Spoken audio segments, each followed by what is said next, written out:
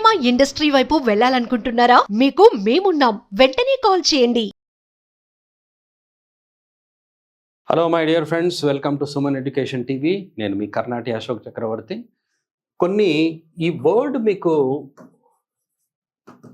ఒకసారి చూస్తే వర్డ్ని క్వశ్చన్స్లో మర్యాదగా అడుగుతాం, మనం చాలా మర్యాదగా అడుగుతాం. ఇది మళ్ళీ ఇంకా కొన్ని క్వశ్చన్స్ ఒకసారి మీరు చూస్తే నాకు తెలిసి మీరు కూడా అడగడం స్టార్ట్ చేస్తారు అనిపిస్తుంది. ఎందుకంటే can I know your name అంటాం, may I know your name అంటాం, could I know your name అంటాం.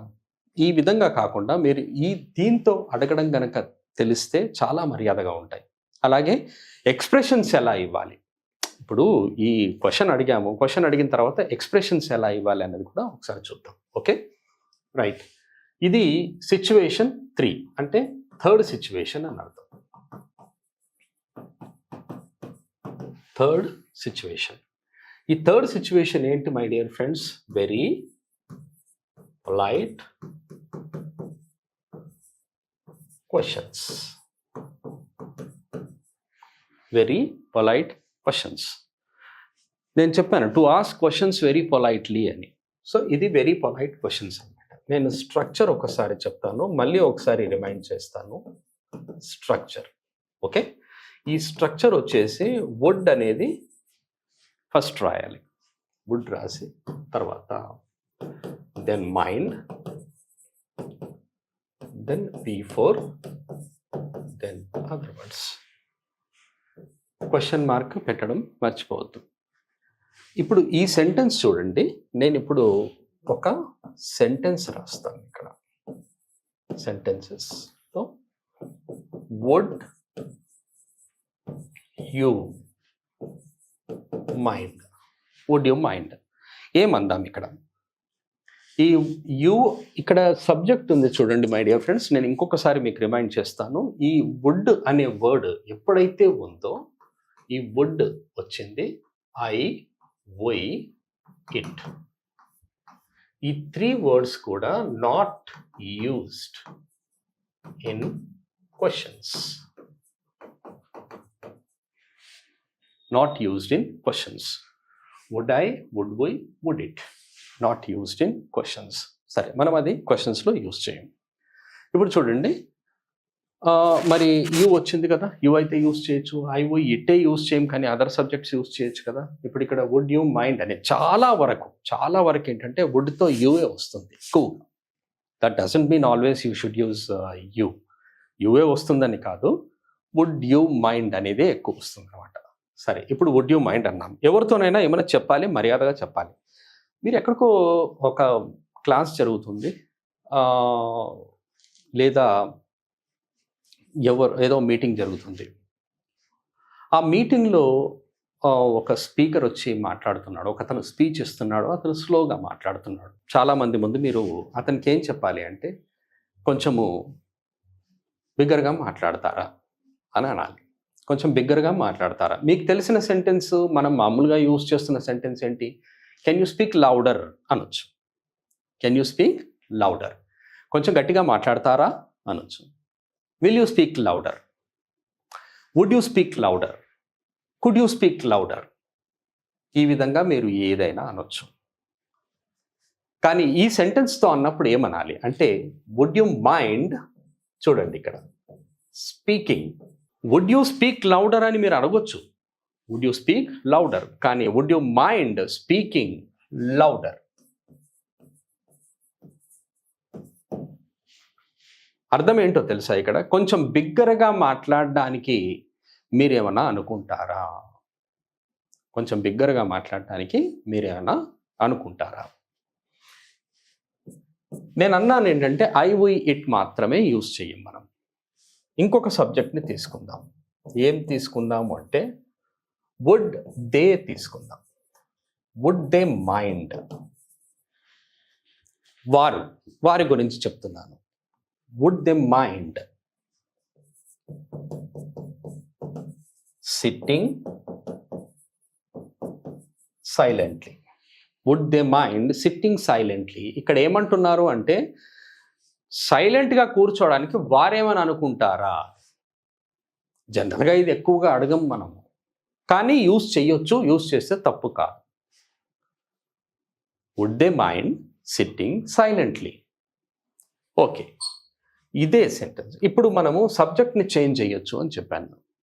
3 సబ్జెక్ట్సే కదా మనం యూజ్ చేయం. మరి యూ దే వచ్చింది, ఇంకా వేరే సబ్జెక్ట్స్ ఉన్నాయి. 3 సబ్జెక్ట్స్, 7 సబ్జెక్ట్స్లో ఉండే 3 తీసేస్తే 4 ఉంటాయి. 4 సబ్జెక్ట్స్లో మనం ఇంకొక సబ్జెక్ట్ చూస్తే అది వుడ్ హీ అని వస్తుంది. Would he mind, would he mind giving us tea. ఇక్కడ ఏమంటున్నామంటే మనకు టీ ఇవ్వడానికి అతను ఏమని అనుకుంటాడా అని.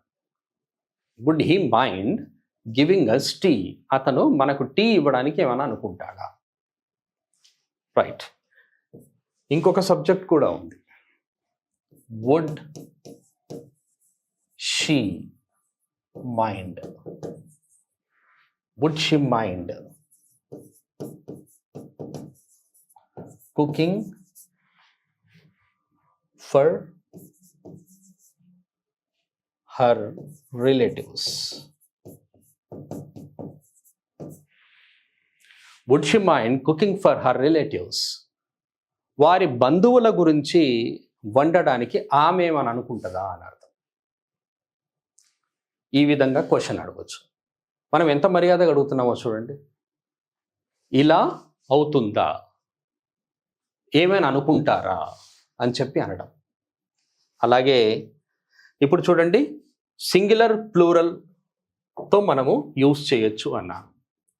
ఒక సింగులర్ సెంటెన్సే కానివ్వండి, ఒక ప్లూరల్ సెంటెన్సే కానివ్వండి, ఒకసారి చూడండి. Would the boss, would the boss mind having lunch with us? Would the boss mind having lunch with us? Boss ఉన్నాడు కదా, మనతో లంచ్ చేయడానికి ఏమైనా అనుకుంటారా? Would the boss mind having lunch with us? One more sentence. Would your friends, would your friends mind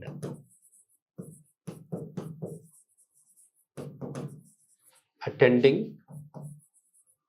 the function?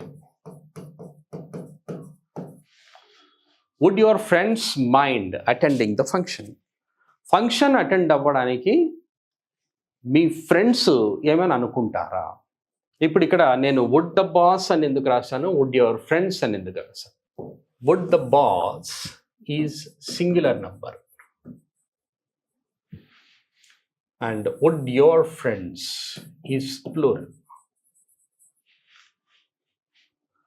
Subjects మనకు 7 singular ప్లూరల్లో ఇవి ఉంటాయి కాబట్టి మనకి ఏ సబ్జెక్ట్స్ యూజ్ చేయము అన్నాను, ఐ వై ఇట్ మాత్రమే యూజ్ చేయము. ఐ వై ఇట్ యూజ్ చేయకుండా ఇక మిగతా సబ్జెక్ట్స్ వస్తాయి. మనం ఇప్పుడు చూస్తే ఇక్కడ మనకు దే వచ్చింది, యూ వచ్చింది, దే వచ్చింది, హీ వచ్చింది, షీ వచ్చింది. అండ్ అలాగే మనకు బాస్ వచ్చింది, యువర్ ఫ్రెండ్స్ వచ్చింది. అంటే అర్థం ఏంటి, సింగులర్ ప్లూరల్ కూడా మనం యూజ్ చేయొచ్చు. అలాగే యూ, దే, హీ, షీ ఇవి యూజ్ చేయొచ్చు. ఇక్కడే కాదు, ఏ సెంటెన్స్ ఉన్నా సరే, ఏదైనా సరే క్వశ్చన్, మీరు క్వశ్చన్ ఉంటుంది చూడండి, క్వశ్చన్కి ఈ 2 words గుర్తుపెట్టుకోండి. విల్ కానివ్వండి, వుడ్ కానివ్వండి, ఈ 2 wordsతో I, we, it not used in questions.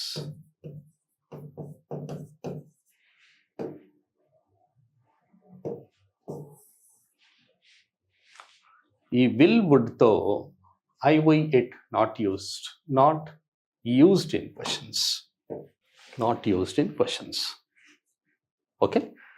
Okay my dear friends, next వీడియోలో ఒకసారి షెల్ అనే వర్డ్ ఎక్కడ యూజ్ చేస్తామో చూద్దాం. ఓకే, ఇప్పుడు వుడ్ అయిపోయింది, ఇది ఇంపార్టెంట్ వర్డ్. వుడ్ గురించి ఎంత ప్రాక్టీస్ చేసినా తక్కువే, ప్రాక్టీస్ చేస్తూనే ఉండాలి. So keep on practising and keep on watching our videos for more information. Thank you very much. Have a nice time and have a nice learning. All the best.